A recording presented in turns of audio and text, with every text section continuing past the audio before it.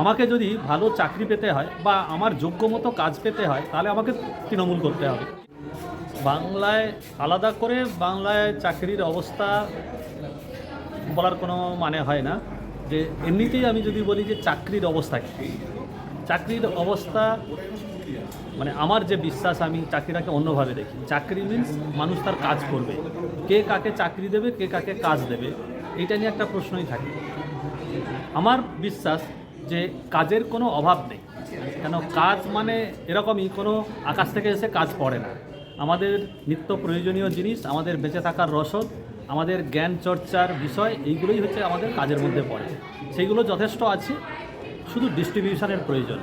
সেই ডিস্ট্রিবিউশনটা আমি অন্যান্য রাজ্যের কথা জানি না, বলবও না।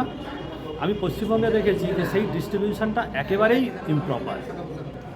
আমাকে যদি ভালো চাকরি পেতে হয় বা আমার যোগ্য মতো কাজ পেতে হয় তাহলে আমাকে তৃণমূল করতে হবে, কিংবা সিপিএম করতে হবে, কিংবা অন্য পার্টি করতে হবে। তো এটা আবার কী ধরনের জিনিস? তাহলে আমি মানুষ হলাম কখন? সেই জায়গাটাতেই আমার যে প্রশ্ন, যে সরকারের উপযুক্ত ডিস্ট্রিবিউশন প্রসেস দরকার, যাতে করে প্রত্যেক মানুষের কাজ থাকে।